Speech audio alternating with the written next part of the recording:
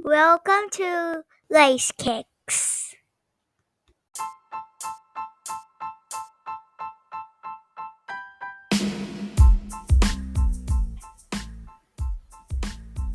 Welcome on to Kickz and Soul Season 2.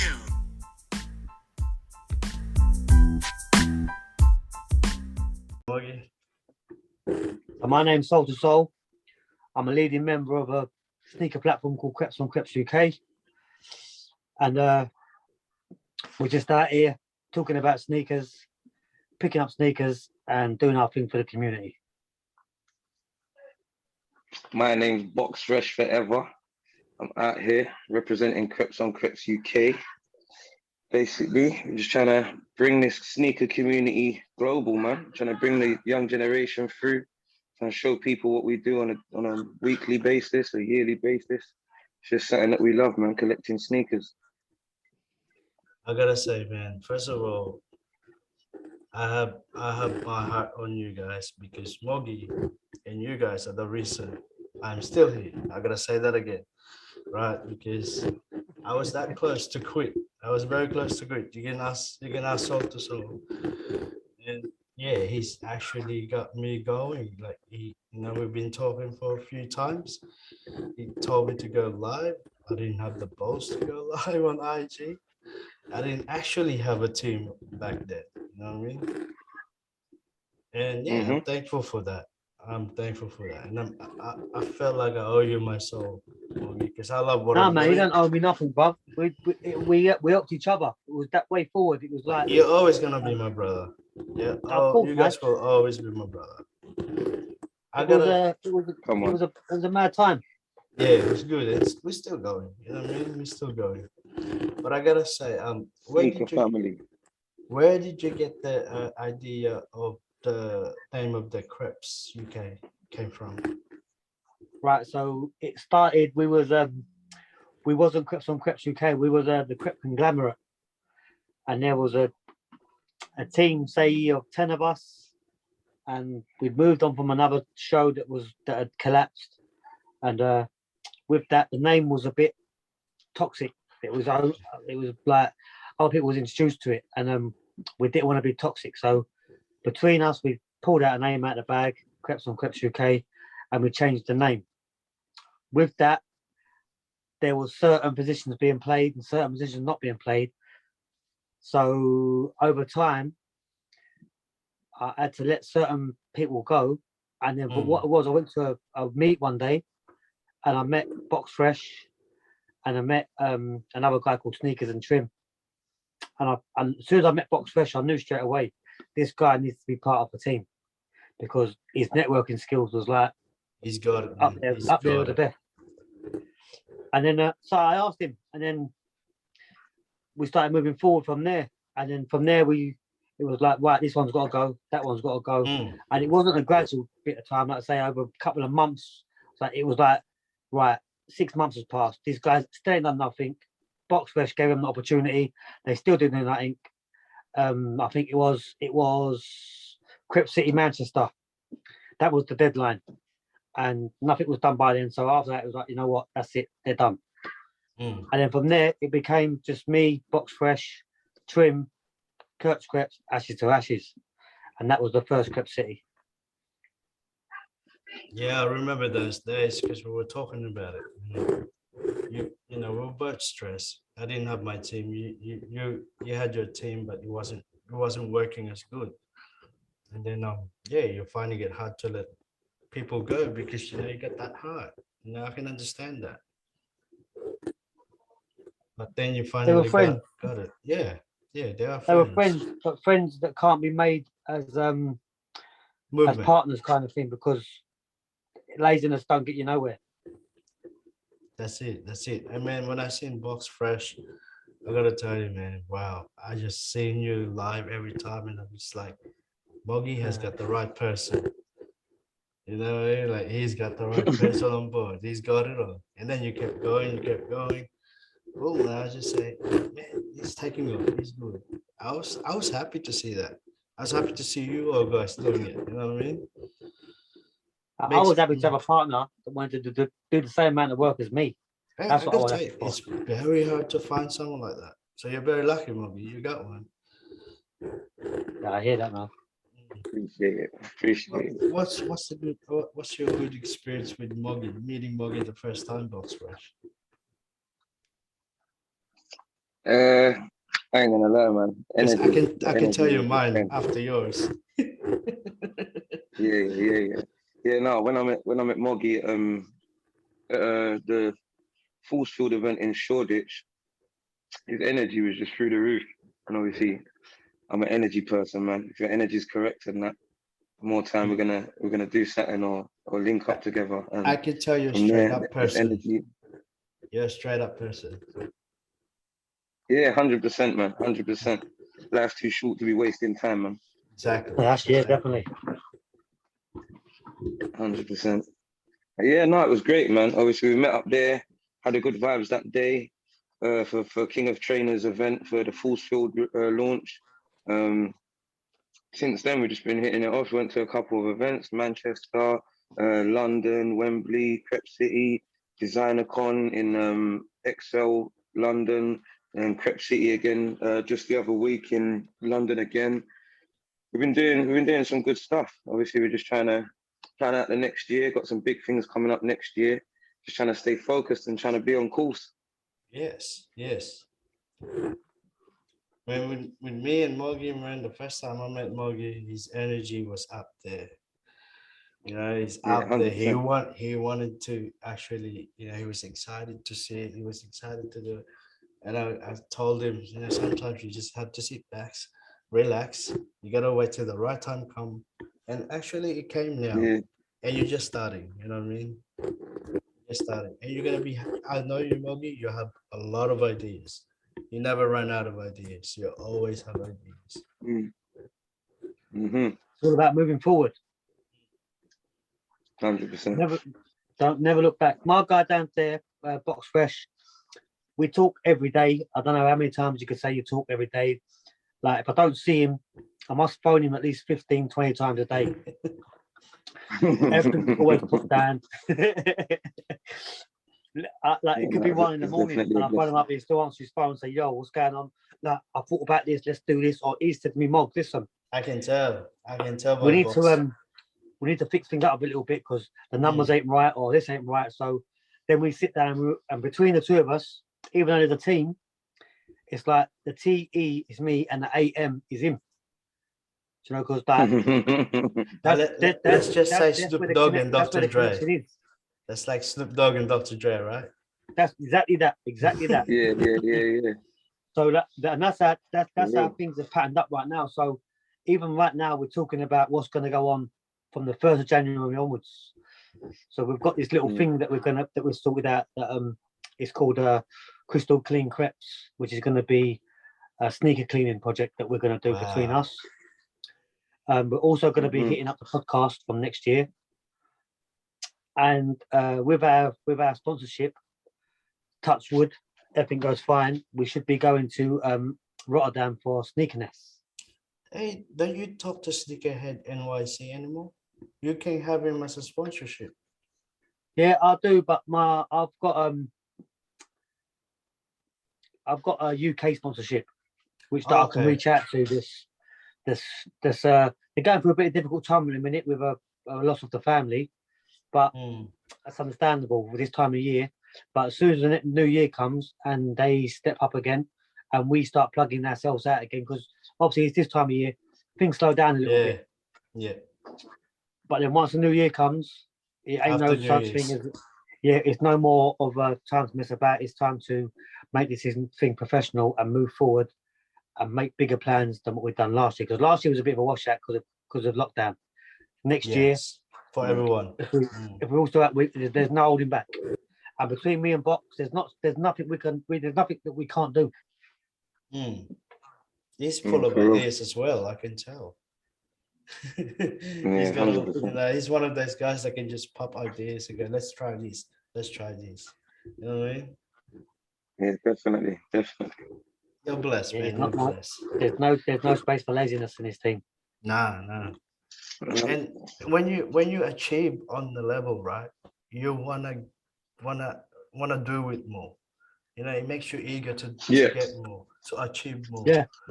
You know what I mean? Because Definitely. you actually went past that thing where you're scared of doing it in the first place, and you're gone past it, right? Mm. That's right. And you want to Yeah. reach more and more, you know? And that's good, guys. Mhm. That's good, especially with We the had things we you guys coming up with. Wow.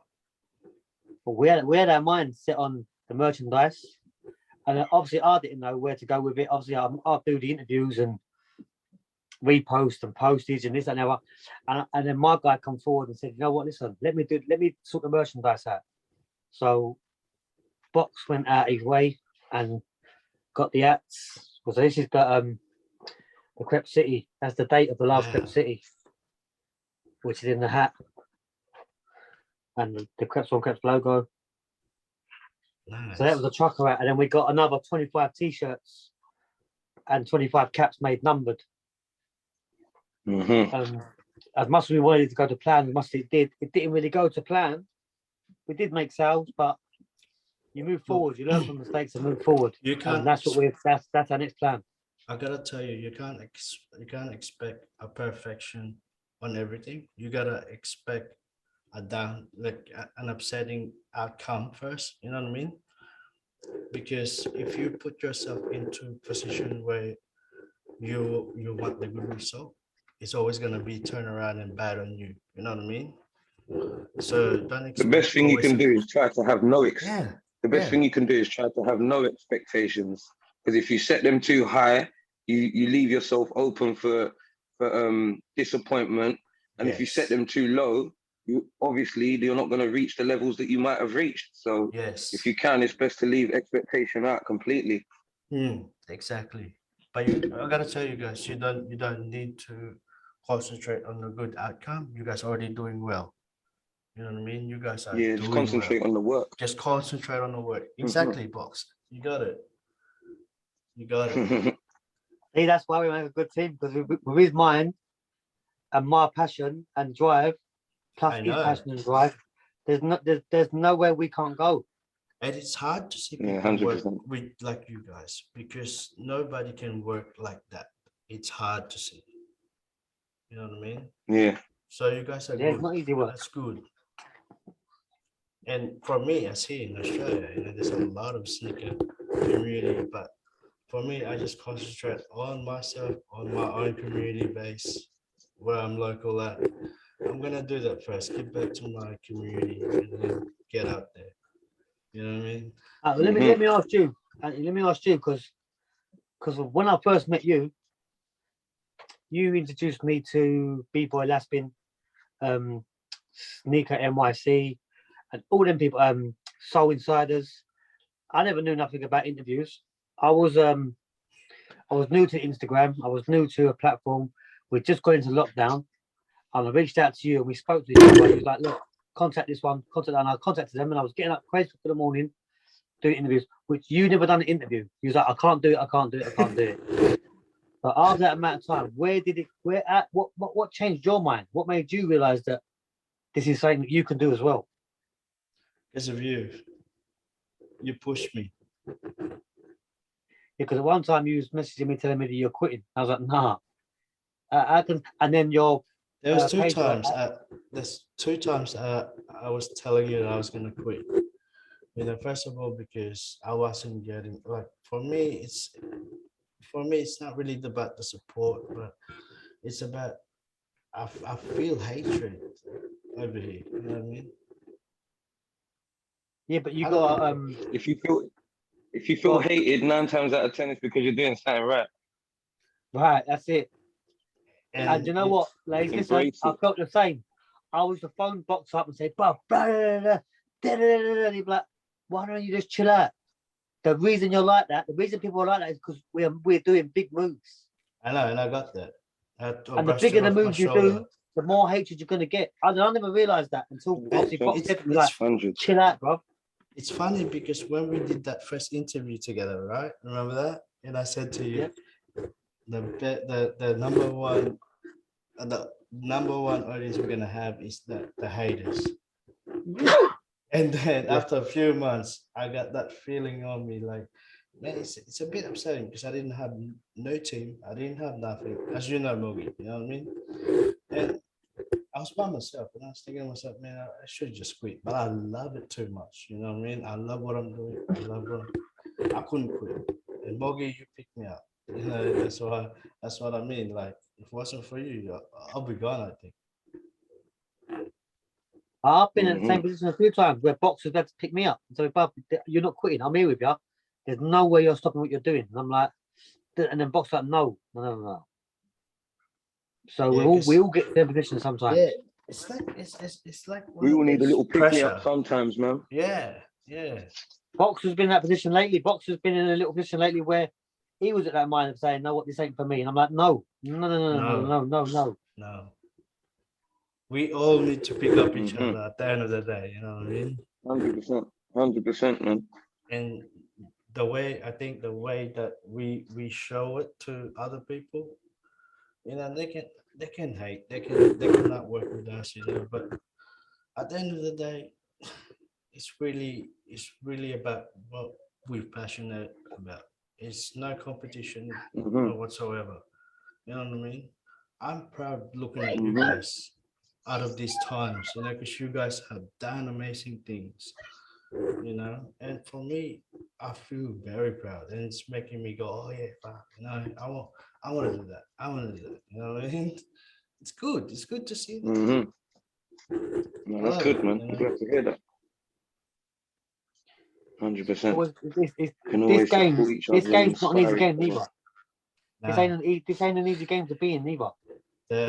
The achievement you get is the addiction of it. It's time consuming. Exactly that, It's money consuming. Yeah, it is.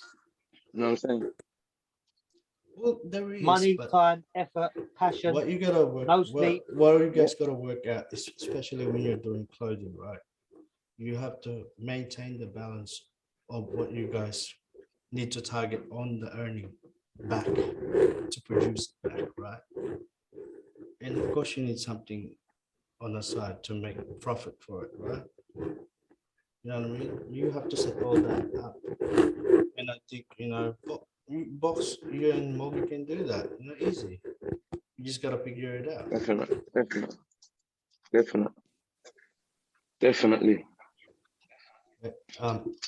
I've got a question.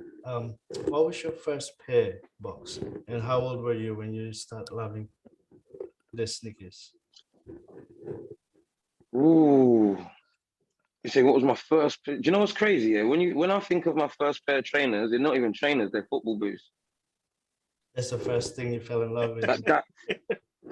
That's how far back trainers and footwear is for me. I was playing football since I was like 6, 7 years old, and I've always wanted the best boots. If you get what I'm saying, yeah. I gotta so obviously tell you guys, that just football in UK is soccer over here. Is that right? Soccer. Yeah. I know. Yeah. Yeah, no, for real, man. But even the American footballers over there, they got some special cleats and whatnot. They're not just average boots, innit? So it's the same thing, man. Back then, I remember growing up, all I ever wanted was Adidas Predators. That's all I ever wanted. Them boots, I got them. I was sick at football and whatnot. Had a decent little career, which was come to end shortly because of an injury in my Achilles tendon. But yeah, footwear has just always been a thing for me, from playing football and being the best on the pitch and wanting the best boots on the pitch, and then just turning that into going to school and, oh yeah, I want these trainers, I want those trainers, and it's just always been like that ever since. My first pair would be the Predators, and then if we're talking about trainers that I can remember, truthfully speaking, there was a pair of Elise. I don't know how you say it. Elise. Yeah. I had a pair of Elises in can you remember the Nike Cortezes? Yeah. A really low one. I had a pair of Elises in the same shape as Cortezes with the translucent clear sole. Those were the best thing in the world for me. And then obviously it went into Adidas and then Nike and all of that. But yeah, those are my first memory of like hot topic trainers that I had to have. I remember begging my mum for them. I had to be good at school and I had to do good at football and all that just to get them. I gotta tell you, man. I nearly got them taken away as well. The one person I made relationship because I assist them with the pair of Cortez was corrupt, and he did a video for me. I think 4 years ago. I think Moggy seen this one 4 years ago. What corrupt? And, from the dog pound. I thought you was talking about it. That's crazy. That's crazy. Yeah. That's crazy. And yeah, the pair now I think it's worth like over 10 G's now. If you look at it, it's crazy. For a pair of, Crazy. for a pair of Cortez, Crazy, you know? bro. Yeah, but it was limited. They were It- bad boy back it's in the only day. three. It was only 3 pairs that came released. Mm. See, my first pair of shoes, CREPS, sneakers, whatever you want to call them, that I had to work hard for was the Reebok ERS. Oh, Oh, I thought you were going to say the Reebok workouts for a second. You know, I was going to say, yeah, Nah. no, they were early on as well. No, they come on the block, man. They was like I had to kick the crap out of them whenever I got them. You know what I mean, all the Reebok classics. Yeah, But same. that if you wanted to go, if you Yeah. want to come to a pair of trainers which had significant like value to them, that people, if you wore them, that was like wow. My mum and dad had a Toyota Space Cruiser, that ugly looking brand thing. But in them days, it was the car to have. And I was like, come on, lads. My mum's taking me down to the sports shop down Roman to get these Reebok ERS. And it was the one with the rock hard bubble at the back. And underneath it had the ERS in the field with a little X light as well. Mm. imagine now if you still have them. God, they would be falling to pieces. My But that first, was the shoe. I gotta That tell was the you, shoe. my first pair was a Jordan 7, right? Because Jordan used to sit in Australia, right? On the shelves. They used to sit here. And that was back in 98, if I can remember, 98 or 97, right? And my second pair would have been a filler pair from the Grant Hill, right? And what made me got those shoes, because I started listening to rap. Like I seen Pac with it, right? And those shoes sit on the shelves. Even Jordan 11 sit on the shelves. It was crazy. Yeah, they wasn't them years. Then there was no Jordans on our shelves. Might have been the infrared 6 or the fire red 4, but apart from that, there was no Jordans sitting on our shelves. You couldn't wear a Jordan. If you approach someone and wore a Jordan, be like, what is that on your foot? Yeah, because you guys have different thing with when it comes to shoes. It was all about Reebok Classics or Nike Air. Always Nike Air, Nike Air Max, Nike MX1s, 98s, 90s. Do you guys remember the K-Swiss shoes? Yeah, where the tongue used to turn around. Yeah, and the one with the split tongue. The K-Swiss. Yeah, I had a Le Caf. You all remember Le Caf? You had 2 little plastic things in the back of the heel. You used to change I was the just about to colours. say that, you know. I think even before the Adidas and Nike went got strong. Yeah. Very Nike. I must say that the Reebok Classics were a strong wave. I don't know. My mum got for me. You're seriously breaking up, bro. Yeah, They were cream, yeah, like off-white with a navy blue Reebok logo, yeah. I'm sorry. Hey, me.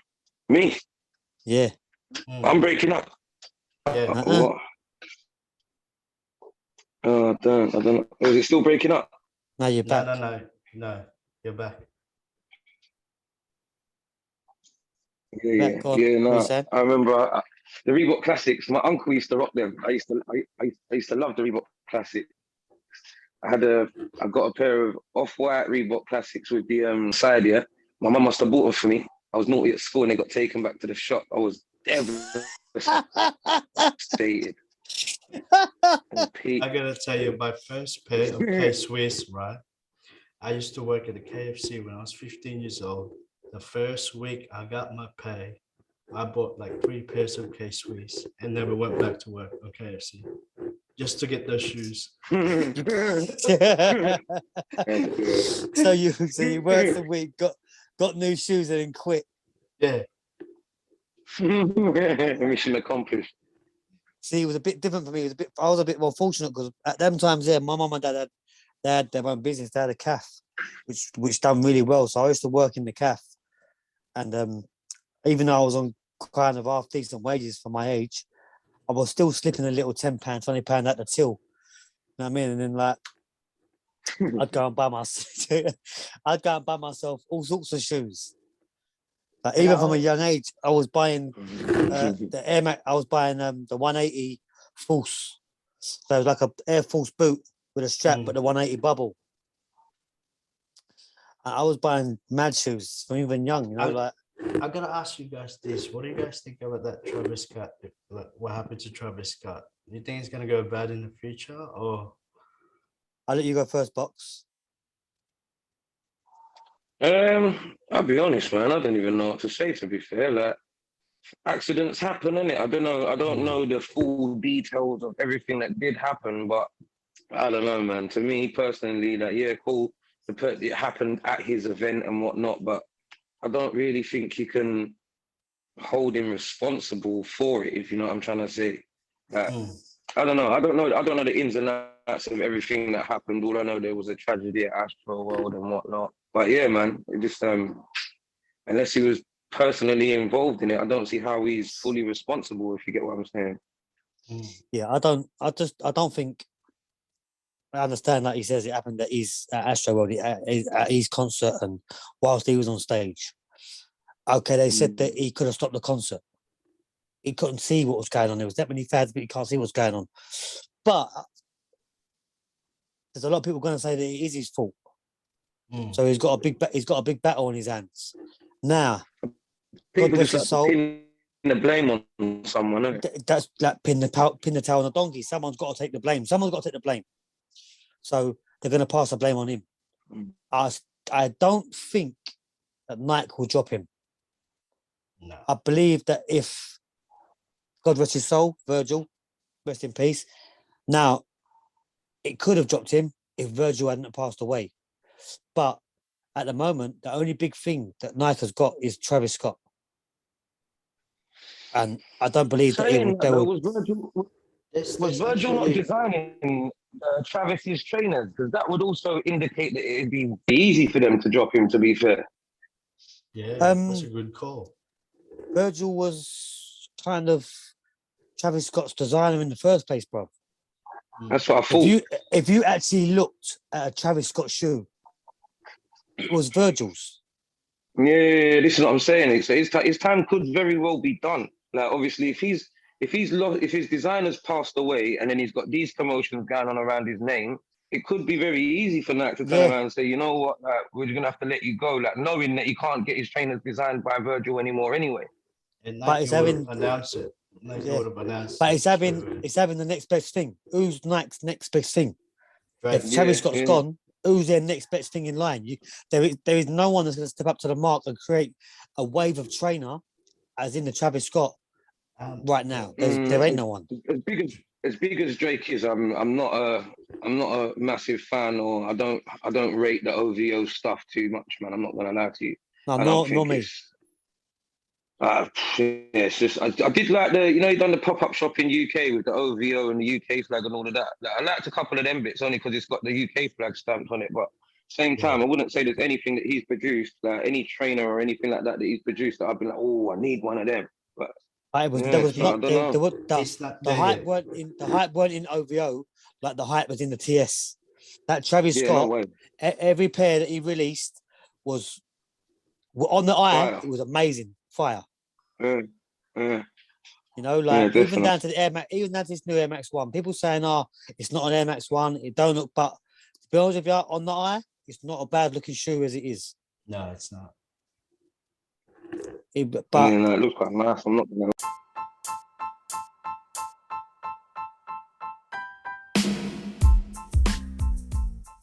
Guys, you gotta stay tuned for the part 2. This was just the part 1, so make sure you stay tuned, and thank you all for listening.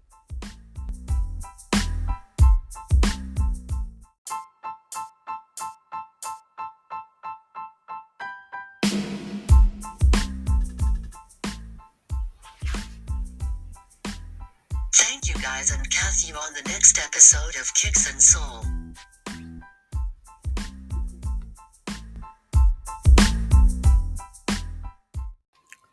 Hey guys, this is Dr. DRLACEKICKZ. Make sure you follow Facebook, Instagram, and Twitter, and also we've got a new account on YouTube. Make sure you hit me up on info@lacekicks.com and send me a message when you guys feel like you want to join one of our episodes. Thank you very much.